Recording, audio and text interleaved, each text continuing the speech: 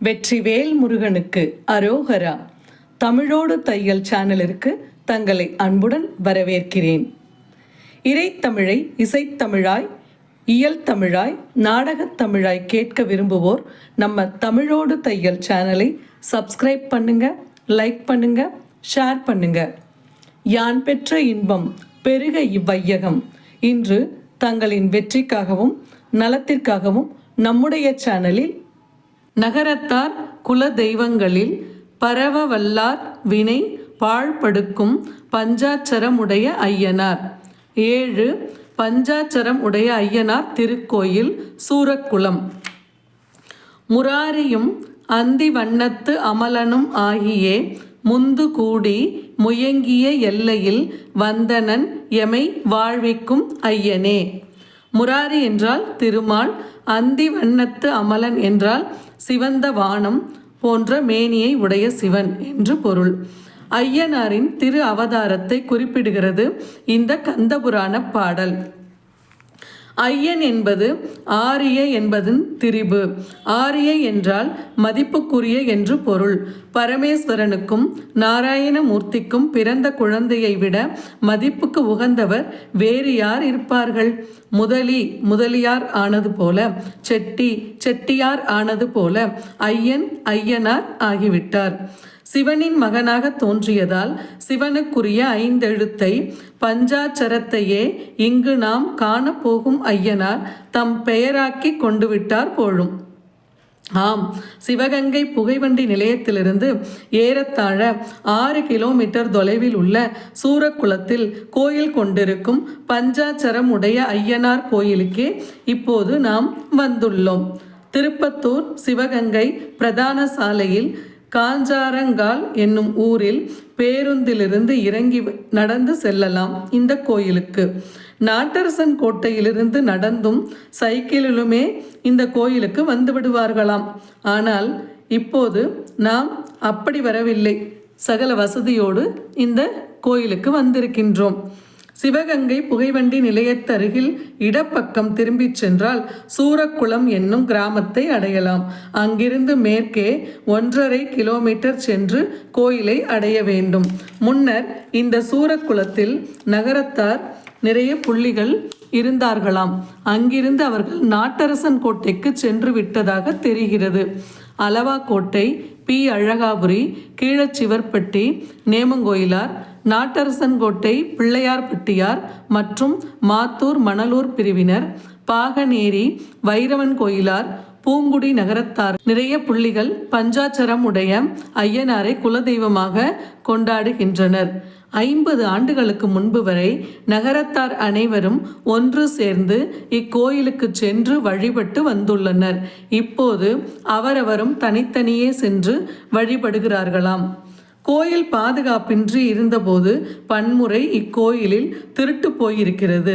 ஏறத்தாழ 70 ஆண்டுகளுக்கு முன்னர் இங்கிருந்த மணி திருட்டு போய்விட்டதாம். கண்மாய் உள்வாயிலில் மணியுடன் சென்றவனுக்கு கண் பார்வை போய்விடவே அவன் மணியை அங்கேயே போட்டுவிட்டு போய்விட்டானாம்.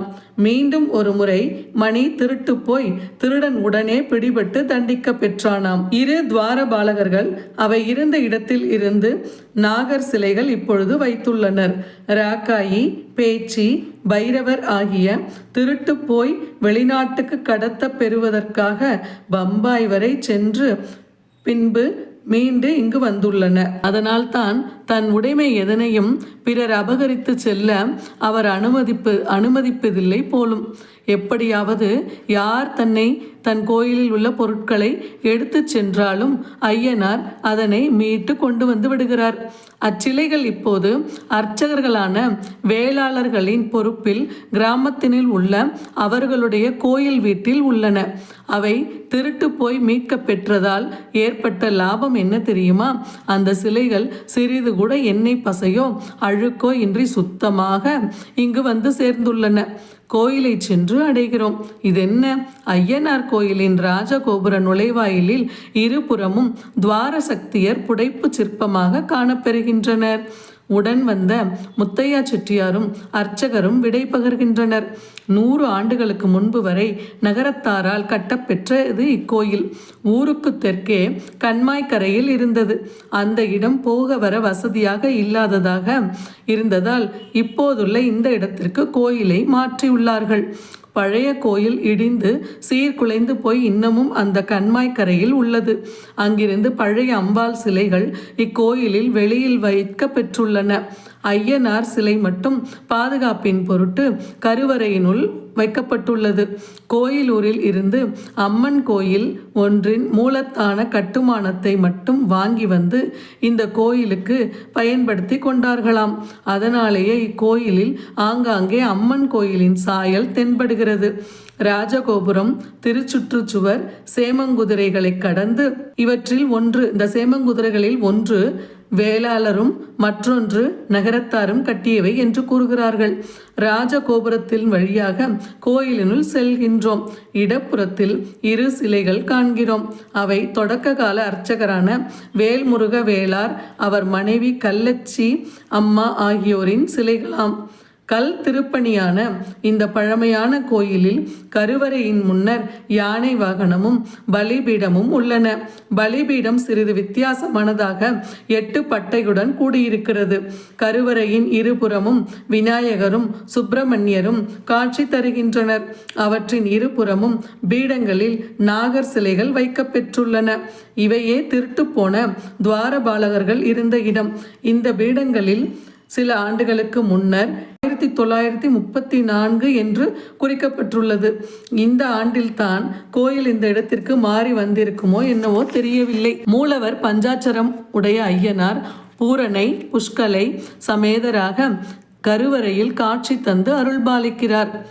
நல்லவை பெருக வேண்டும், நாடெல்லாம் வாழ வேண்டும், ஐயனின் கோயிலும் விரைவில் அழகுற அமைய வேண்டும் என்று பிரார்த்தித்து கொண்டு பிரகாரத்திற்கு வருகிறோம்.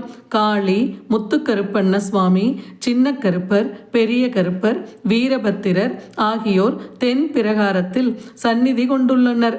வட பிரகாரத்தில் முன்னோடியாக கருதப்படும் சமய ஐயாவும் பைரவரும் உள்ளனர்.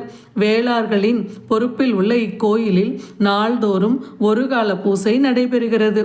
அரசர்களால் கொடுக்கப்பெற்ற நில மானியத்தை கொண்டு ஒவ்வொரு நாளும் பூசை வைக்கின்றனர். மகா சிவராத்திரி மிகச் சிறப்பாக கொண்டாடப்படுகிறது. முன்பெல்லாம் இது 3 நாட்களுக்கு நடைபெற்றதாம். அப்போது சந்தனக்குடம், பால் குடம், காவடி எடுப்பது, பூக்குழி இறக்குவது எல்லாம் நடந்திருக்கின்றன. இப்போது நடைபெறுவது ஒரு நாள் விழாதான். அந்த நாளில் நகரத்தார்கள் இங்கு வந்து குழந்தைகளுக்கு முடி இறக்குவது, தொட்டில் கட்டுவது, அதாவது மேலதாளத்துடன் கரும்பு தொட்டிலில் குழந்தையை இட்டு மும்முறை கோயிலை வலம் வந்த பின்னர் சன்னிதானத்தில் உள்ள வளையத்தில் தொட்டில் கட்டி அதில் பிள்ளையை இட்டு ஆட்டுவார்களாம். மாவிளக்கு வைப்பது போன்றவை அந்நேரத்தில் நிகழ்கின்றது. சிவராத்திரி தவிர்த்த ஏனைய நாட்களிலும் இங்கு தொட்டில் கட்டுவது பழக்கமாக உள்ளது. குழந்தைகளுக்கு குலதெய்வத்தின் பெயரை வைக்கும் பழக்கம் நாட்டரசன் கோட்டை பகுதியில் இன்னமும் இருந்து வருகிறது.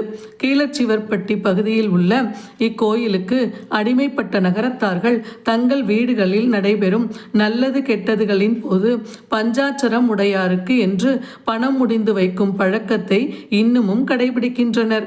ஆனால் நாட்டரசன்கோட்டை வட்டாரத்தில் இப்பழக்கம் அருகி வருகிறது. பெரும்பாலும் ஆண்டுதோறும் இங்கு புரவி எடுப்பு நடைபெறுகிறது. அப்போது தெருக்கூத்தும் நடத்துகிறார்கள். இந்த ஆண்டு அந்த நிகழ்ச்சியெல்லாம் நடந்தேறியது. திருவிழா காலங்களில் முதல் மரியாதை நாட்டரசன்கோட்டை அம்பலக்கார செட்டியாருக்கும் அடுத்து நகரத்தாருக்கும் கொடுக்கப்பெறுகிறது. நகரத்தார் வீட்டு திருமணங்களுக்கு இங்கு சொல்லி அனுப்புவதும் வேளார்கள் காலாஞ்சி கொண்டு போய் கொடுத்து வருவதும் இங்கு ஒரு மரபாகவே இருந்து வருகின்றன.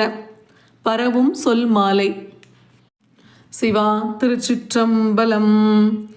தும்மல் இருமல் தொடர்ந்த போழ்தினும் வெம்மை நரகம் விளைந்த போழ்தினும் இம்மை வினை அடர்த்து எய்தும் போழ்தினும் அம்மையினும் துணை அஞ்செழுத்துமே. சிவா திருச்சிற்றம்பலம். 3ஆம் திருமுறையில் இப்பாடல் காணப்படுகிறது.